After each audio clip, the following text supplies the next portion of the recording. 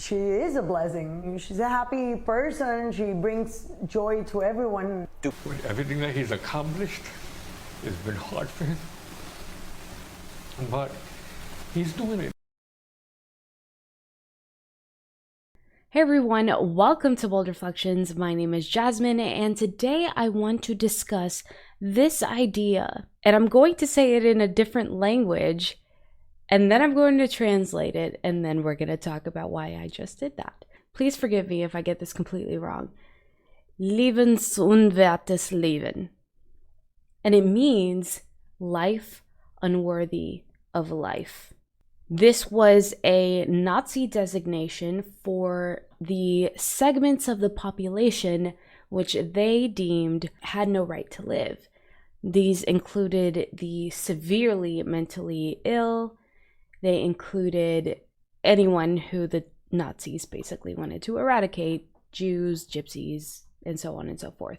I believe that we have, as a collective society, the West, not just America, but the West, has adopted this mantra in the core of our souls. And this is why we justify the murderous policy of abortion. This is why we have so clouded our souls when it comes to the sanctity of life. And we have so effectively clouded our clarity with emotional manipulation, if you will. And we have so bought into the idea that it is a woman's choice to decide whether her child is worthy of life. And one of these justifications that I want to focus on today is Down syndrome. With the rise of genetic testing, with a certain percentage of accuracy, we can see that a baby might have this chromosomal issue before birth. And it is often presented as an option to terminate the pregnancy at that point. And it begs the question why we have collectively decided that these people are not worthy of life. So I'm going to start by setting the stage and watching with you guys a CBS Mornings segment where they interviewed a couple with Down syndrome. A couple in Puerto Rico has an important message to share. Chris Gonzalez and Sofia Hirao both have far exceeded expectations, and they want others to know they can do the same, regardless of their circumstances. Our lead national correspondent, David Begnaud, traveled to Puerto Rico to meet the couple and see how they've dealt with major challenges. David, good morning. David, good morning to you. This is a celebration of two people who were born with special needs and are doing extraordinary things, dreaming, defying doubts. They have become the joy of their island. And I'm telling you, by the end of this story, you will be standing up cheering them on like we are. Watch. Probando. Un, dos, tres.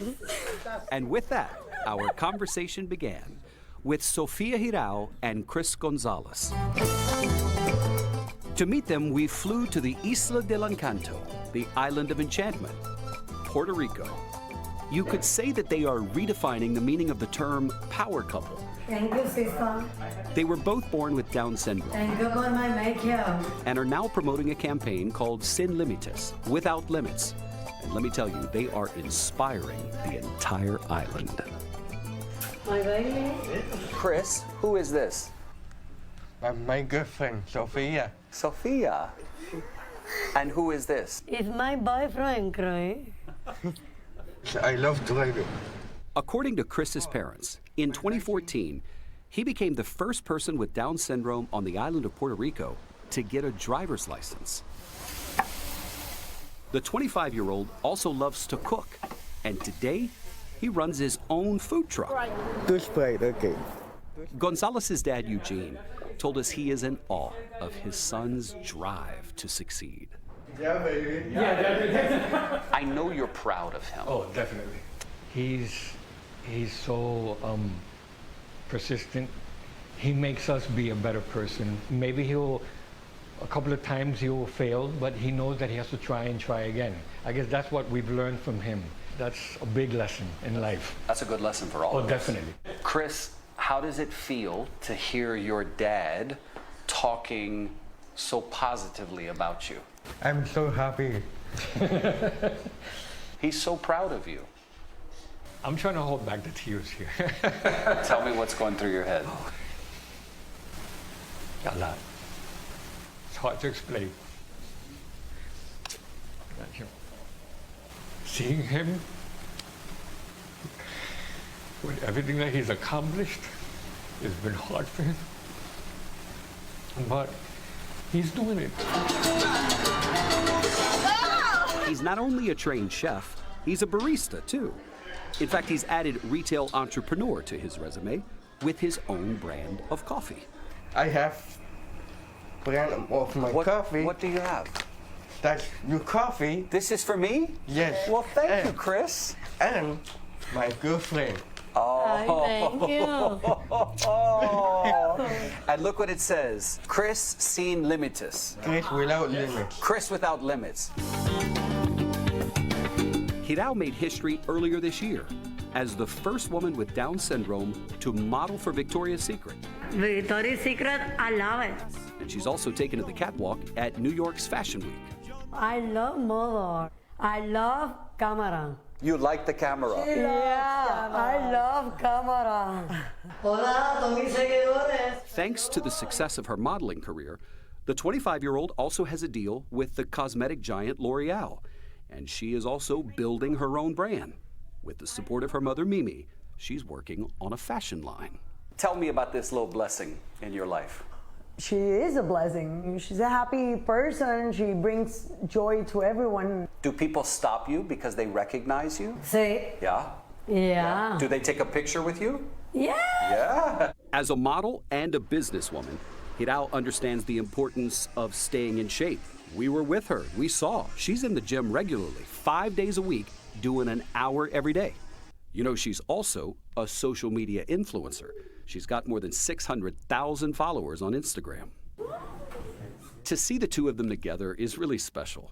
And although they live on opposite ends of the island, more than 2 hours away from each other, they have a standing date. It's a daily FaceTime call that we're told can last up to 3 hours. Just to be clear, Sofia, you live in San Juan.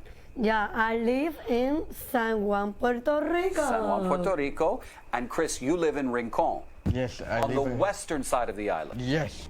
Yes, they may be separated by distance, but when we were there, we saw that they are inspiring each other, living their best lives and continuing to grow as individuals, following their dreams, shattering stereotypes, and embracing success and each other. They're setting an example for the rest of us to live life Love you. Love you. without limits. I could feel you building that last line without limit. I knew it was coming. I was going to say it if you weren't going to say it, because they really personify that, right? With the driver's license, with the food truck, with all of their jobs. It's an amazing story. Look, you and I both have aunts, right, with special needs. And so I have a special place in my heart for people who have special needs. But in fact, they're simply just special people. And their ability to bring joy to other people is what we wanted to share this I morning. think also the parents, you think about this. Yes. Not setting the limit. Forget defying expectations. Don't set the limit. Don't set the limit. You know, Dana, Chris lives on his own, found an apartment, sort of built it up. Sophia's still living with her parents, but I think the two of them could live independently if they wanted them to, and their parents deserve so much credit for setting them up like that. By the way, Chris turns 26 on Friday. Happy birthday, buddy. Happy birthday, birthday. Chris. Yeah, redefining what it is to live life Bingo. without limits. Not gonna lie, the first time that I watched that, I was bawling because it's just so incredible and amazing to see how these beautiful people made in God's image have this incredible ability to defy expectations, to live to their fullest potential, and bring joy to other people. I mean, the guy who interviewed them, honestly, you could tell he was fighting back tears half the time, because it's just so much joy and so much beauty in their story and how they interact with people so lovingly. And Sophia was so hilarious, honestly. She's like, hola mis seguidores. Like, she's just so confident and adorable. Like, why are they any different from the rest of us? Because what, they have special needs? Doesn't everybody have a special need somehow? You know, like, honestly, it's so immoral how we approach this situation, but we do approach it this way. This video here is titled Iceland Eliminates Children with Down Syndrome. Let's get into it. CBS News recently reported Iceland has virtually eliminated new cases of Down syndrome, but the truth is Iceland is eliminating people with Down syndrome. The Nordic nation uses prenatal testing and abortion to systematically exterminate children with the condition. The president of the National Down Syndrome Society tells EWTN Pro-Life Weekly Down syndrome is not a disease. We know that people with Down syndrome are reaching their full potential in all areas of life. They're graduating alongside their peers, they're attending post-secondary education, pursuing employment opportunities, getting married, and doing the same thing that you and I are doing every single day. The United States exterminates 67% of babies diagnosed with Down syndrome, according to CBS News. Marjorie, as a pro-life leader, what do you make of this report that Iceland is eliminating Down syndrome? Well, as a pro-life leader, but also a mother with a child with disabilities, I'm in this world and I love these children who add so much. The whole term special needs is really kind of an interesting one because we all have those, right? So France is 77% extermination rate, let's just call it that, only 77%. 77% are aborted. And in France, your speech is even limited or censored. They censored a beautiful video on a day to acknowledge all people with Downs. France said, no way, you can't put that ad on television because it'll make women who've made that legal choice feel very uncomfortable. Now, if you took that, every legal choice, and we can't make people feel uncomfortable to its natural extension, we would never be able to fight human rights abuses anywhere. Because if it was legal, well, then it must be okay. There's clearly something that we all know, something beautiful in these children, and the mothers and anybody who knows them knows that. So this really is a tragedy. This brings me back to what I said in the very beginning of this video. We have adopted this in the core of our soul, that some lives are not worthy of life. And as you can see through the story of Chris and Sophia, that they are absolutely worthy of life. And literally, if they had been born in Iceland, or if, I guess they wouldn't have been born in Iceland, but if their parents lived in Iceland, they would never have experienced the freedom, the love, the joys, the sorrow, the grief, the everything that is life, because they would have been genetically tested out and just legally eliminated from participating in, and it's really disgusting and tragic. But this type of mentality where some people are like not really people and so we could just kill them, this goes even deeper. So here I have an article, and it's really, really disturbing, reported by Live Action News, which is like kind of my favorite site when I'm talking about anything related to the pro-life movement. Family says teen with Down syndrome was intentionally killed by hospital staff. Look at this beautiful soul here. How many of you guys can play the violin? Huh? I mean, why is it any different than killing anyone else? It's wild. A Wisconsin family has announced plans to sue an Appleton hospital, claiming their 19-year-old daughter with Down syndrome was intentionally killed in 2021, not 1930-something in Germany. In 2021, Grace Shara died at St. Elizabeth's Hospital.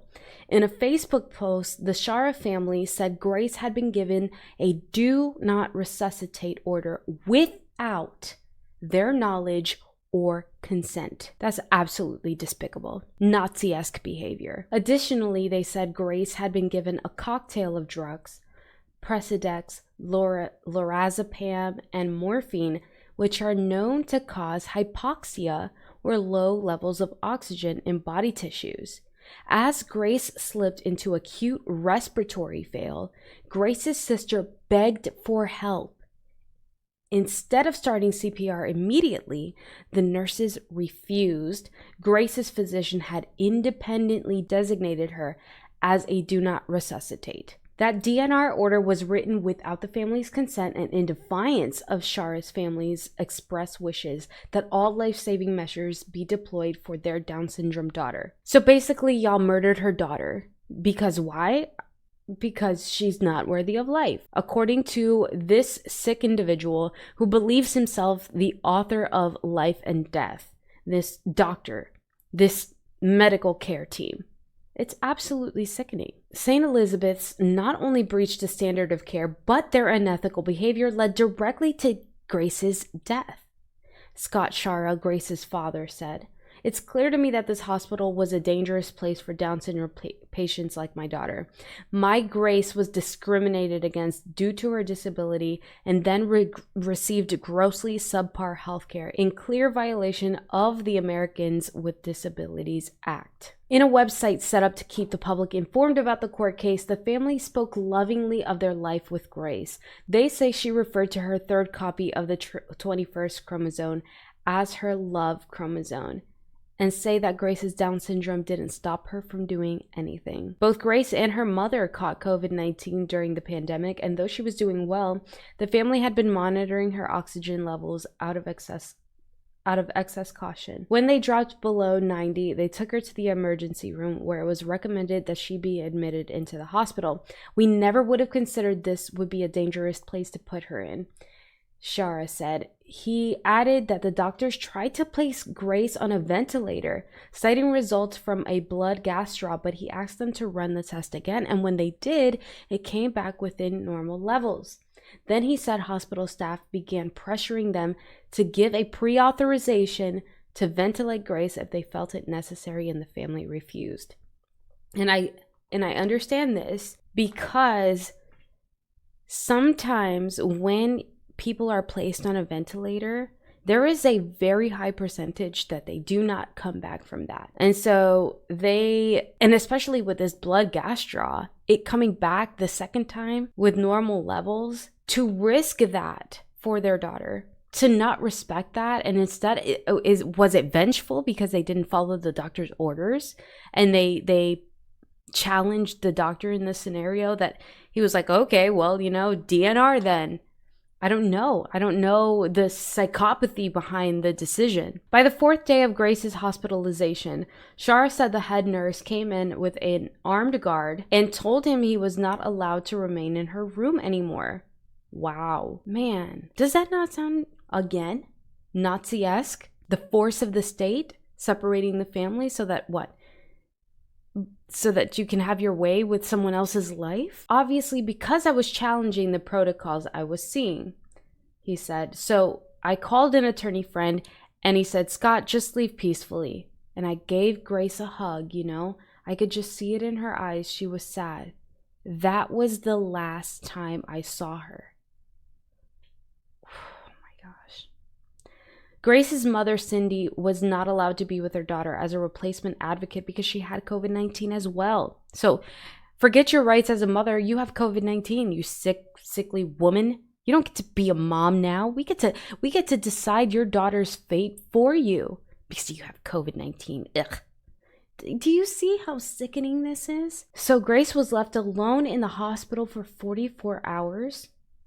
Under the Americans with Disabilities Act, Grace had the right to an advocate. So they tried to get Grace's sister, Jessica Vander Heiden, as a replacement advocate. Still, there was allegedly poor communication. No doctor or nurse came to me and said anything that they were doing. I had to overhear what they were saying. They were just making decisions on their own without even communicating with Grace's power of attorney, which was my mother. Oh, wow. One of the drugs they administered to Grace, Precedex, is not meant to be given for longer than 24 hours. They had given her the maximum dose to Grace for 4 days. Then, in her last day of the hospital, they added lorazepam and morphine, which Shara said is known to cause death. So this was a very premeditated decision. You personally denied Grace from her right to live, her power of attorney, her advocate, because that is under the letter of the law. She is supposed to have an advocate. Gosh, I hope they sue these people too. Hell or high water, honestly. Meanwhile, the sister noticed that Grace's hands were growing cold, but nurses shrugged off her concerns. Eventually, she realized she couldn't find a pulse and her eyes were rolling in the back of her head. She begged the nurses to come help, but they refused, and when the Sharas told them to help, they responded that Grace was DNR. Oh my God, that's absolutely sickening. She stood by helplessly as dozens of nurses stood by and did nothing as Grace slowly died. Oh my gosh, that's excruciating. That's awful. We not only hope that justice will come from Grace, but also from the hundreds of thousands of lives stolen by this medical tyranny. And that's exactly the right word for it. Medical tyranny. Say it again for the y'all in the back. Medical tyranny. Van der Heyden said at a press conference, these crimes against humanity must stop. They need to be held accountable for their actions. And so that kind of, again, tying into the first thing that I said, because we have so adopted this sinful mentality of life, because we have so disregarded fellow image bearers of Christ, when they're in the womb, when they're the most helpless, what is stopping more people with the psychopathy and the lack of empathy of human life from doing more things like this? You have the power of life and death with these prescriptions and these things that you can do, right? We talked about in the last episode that I did, talking about the 1-year anniversary of Roe versus Wade and how there has been a huge uptick in chemical abortions where you can just take a pill and murder your child. And they don't even, we talked about the story where the doctor didn't even really do a physical exam to verify the status of the pregnancy because they don't care about life at all. So when we deny the lives of, let's say, the preborn, and especially the preborn Down syndrome humans, and we deem them not worthy of life, subpar, eliminating them from places like Iceland and France, 67% of them being eliminated from the United States, then what is the difference between this life, Grace Shara, her life, and the life of the unborn Down syndrome patient? They share this commonality that our sick, disgusting, psychopathic, evil culture has deemed them not worthy of life. We need a revival in this country, honestly. If you want more people to hear the message of what I've got to say on this channel, my thoughts and perspectives on culture and this lens of Christianity, then please make sure you like this video, share it. Also, check out my second podcast with Michelle from It's Ya Girl Sang. The new podcast is called So This Is the World. Episode 4 drops tomorrow, so make sure you don't miss it. All the links can be found in the description. Share this video as well with someone because we need to wake more people up to the horrors that we are so easily committing in this culture. All right, guys, that is all I have for you guys today. And as always, God bless.